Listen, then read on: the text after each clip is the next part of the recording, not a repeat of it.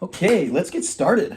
Welcome. So, here's what I've been seeing. The agony and misbehaviors that I'm seeing on a regular basis these days are almost all connected to the misbehaviors of the other person. Many years ago, we were introduced to this term called codependency, and for the next decade, I heard 20 different definitions of it, so I just got confused. Like, what is code? I don't even understand this codependency thing. And I'd have people say, the real definition is, and then it would be different from that one, and then that person would say, the real definition is. So if you haven't been to marriage repair, I've kind of scrapped everyone else's definition. I just have my own, which is cohesive, I think.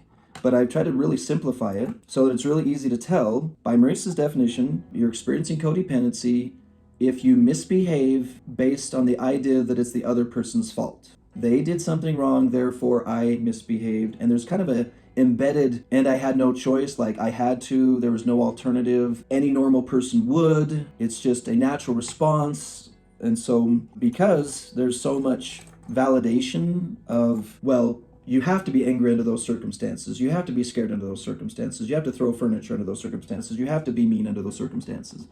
You know, the horrifying one, when you flip it around, when a man actually says with a 100% serious tone of voice and mentality, I had to have a sexual experience outside of marriage because my wife wasn't meeting my needs. And then he expects the people in the room to nod and agree with him. Yeah, that makes sense. And I'm going, what? And so I've actually met men who like nod, of course. But let's be nervous for a second and flip it over. I had to yell at my husband. Under those circumstances, any woman would, and then the other women nod and go, yes, that is true. Under those circumstances, one must yell at their husband. Once you convince somebody that to misbehave because of somebody else, I get a facial expression that's pretty blank that says, how am I supposed to not? If you're angry, you have to be angry. If you're scared, you have to behave scared. If you're frustrated, you have to behave frustrated. You're not being true to yourself if you don't show your anger towards somebody. So Marquelle brought up a word again that creates this really funky paradox with how this is done. She reminded us of the word connection. We all want connection. We all want to be connected to people. Now the problem is when you're connected to someone and they yank left or right, you can get whiplash, and that's unpleasant. Let's talk about and his Grand Canyon hikes that he goes on, and let's say he's tied to somebody and they jump off the edge of the cliff for fun. And you're like, what? And then whoop, you go flying with them.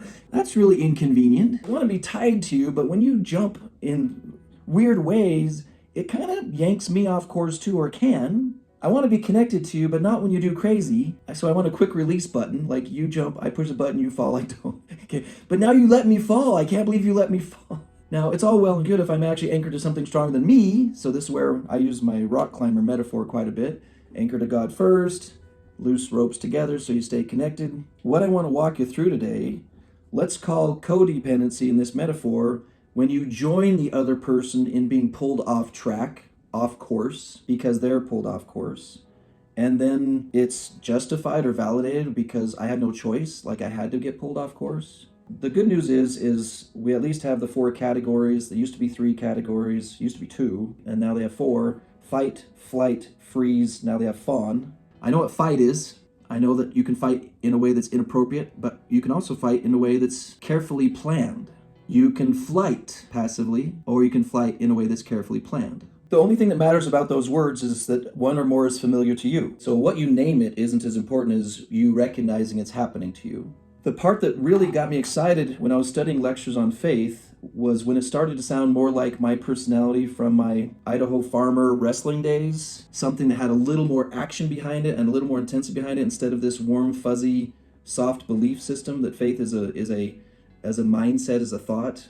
The idea that mental exertion is an act of faith. Somebody behaves in a way that stimulates an opportunity for me to misbehave. Someone jumps off the path and yanks me. If I don't use any mental exertion, there's no effort at all to just follow them and get pulled off course. But it does require mental exertion to study how often that happens and prepare a response that's skilled. Let's take, for instance, that there's wisdom in being proactively, intentionally passive, short term, but intentionally and strategically active with a long-term plan, but that would take 10 steps of mental exertion.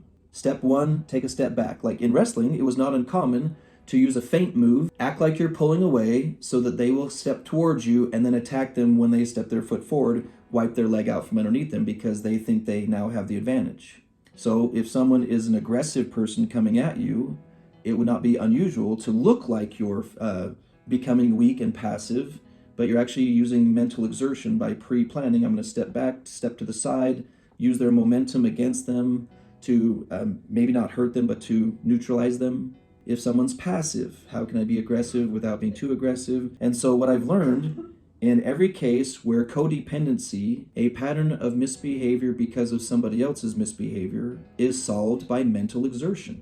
Everything that we do in Eternal Warriors, everything we do in the other classes is kind of a guide towards which mental exertion to use. Do I use something that is a sequence of behaviors that's going to increase compassion and love? For me, it's mental exertion to stay in a state of compassion and to stay in a state of empathy when I want to run away. And so any of you who've ever been on a sports team, any of you who've ever been in an orchestra or a band or some kind of thing like that, I want you to think a little bit about how important it is that you have to think about both. You have to really focus on what you can control and how important it is that you do your part accurately even when other people are off for a minute. There's a responsibility to stay in your lane, to play your notes, to not be distracted. You can't say, well, so-and-so got it wrong, so that explains why I got it wrong. If you're finding this video helpful or want to help us reach others in need, don't forget to like, comment, and subscribe because it really supports our channel. Thank you. With so many ideas around giving each other feedback and telling each other how they should function, and you should be like this and you should be different, and all the books that support feedback conversations, and I'm all, do you have any idea how dangerous that is to get your hands inside of somebody else's head without permission, without invitation? The sacredness of that environment, the reverence that we should have for someone else's development. The phrase I have echo in my head is, only a God could do that. Only a God could work with someone's brain correctly. I've been trying to get better and better at helping protect that environment, helping people learn to protect their own environment. And sadly, if you've been taught you should be open to feedback, it's often a way of saying, don't trust yourself to give yourself feedback. You need it from somebody else. You aren't wise enough to use Ether 1227.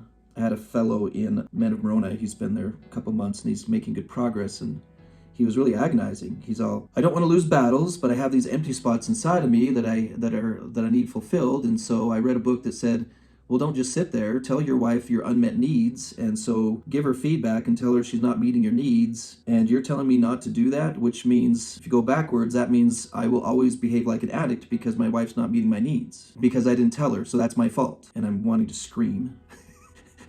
And he's all, well, the book said, how is she supposed to know if you don't tell her? That sounds so logical if you don't think women are capable of personal revelation.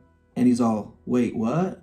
So once again, accidental objectification. Aren't you the kind of guy that when you sit down with God, you go over your stewardships and you try to become better at what you do? He's all, yeah. Do you think your wife doesn't do that? I haven't thought about it. The only good news is there were 7 of the guys there at the same time who were learning the same lessons, so I got to capitalize on many men learning it at once. I says, do you think if it's time for your wife to learn how to speak your love language and she's ready to learn that God can tell that to her, like he can walk her through it? I hadn't thought about that. So I apologize, ladies, that most husbands haven't discovered that you're capable of revelation. Now, I do want to hand you a mental exertion tool in that situation, but it is a tool you have to practice using. You practice doing it your way, and when a guy starts giving you feedback and telling you how you should be different, you just put a hand on his wrist and do a nice little feminine squeeze, and you say, did you forget that I'm capable of getting personal revelation? That's okay. Thank you, but God and I are going to work on my development to leave space for you to work on your own. Can you see how you might want to practice how you use that tool? It can be used wrong, especially if you're in a mood. What is wrong with you? Back off, buddy.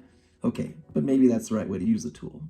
To even come up with that takes mental exertion. To come up with a way to hold your ground, but do so in an elegant, ladylike manner that you are pleased with and suitable to, and is your style. To tell someone back off, Jack, this is my greenhouse, don't put your hands inside of it. I mean, that's the message, but you want to say it your way. As a mother bear, you have a responsibility to protect your greenhouse the same way you would your children's greenhouse. The instinct to make sure no one contaminates your sons, no one contaminates your daughters. Let's role play it, let's demonstrate it, and show our children that we protect our own greenhouse with as much ferocity as we do our children's greenhouses. We don't let someone just walk in there, dump their ideas, and walk away. Which, when you do that, it helps you use the mental exertion to maintain your identity, to keep you on course, to avoid codependency. And if you haven't noticed, it's always easier to get back on track if the other people are staying on track. If you stay on track, it's easier for others to do the same, even if it takes them a minute. I want to remind you that I'm not the origin of these ideas. I want to remind you that I'm not coming up with anything unique. I want to remind you of the gloriousness of just using some mental exertion while you study the words of the prophets. Think about your stewardships. Think about the people you're there to serve. Think about creative ways to apply and understand the concepts, and then receive further light knowledge. Write it down. It's very important to write it down, anchor it down. If you're ready to, I encourage you to share it with others. It might require some courage, but if you haven't noticed, the Like Dragons book was written for me, and then I found out it was for others. The Eternal Warriors principles were for me, and they just happen to apply to others. I want you to notice that almost every revelation you get probably would serve somebody else. So practice sharing, whether it's in a text message, whether it's a blog post, whether it's in an encyclopedia that you write. Let us take weapons towards our enemy, because the primary weapon is do something gooder than you were planning to do. Just 1% gooder. And just do it right when you usually do something that's not gooder. Find your weakest moment of the day and plan to do something gooder in that moment instead. Can you imagine if we just did that once a day? Take your weakest spot, improve it 1%. Take your weakest spot, improve it 1%. Okay? All right, my friends, we'll see you next time.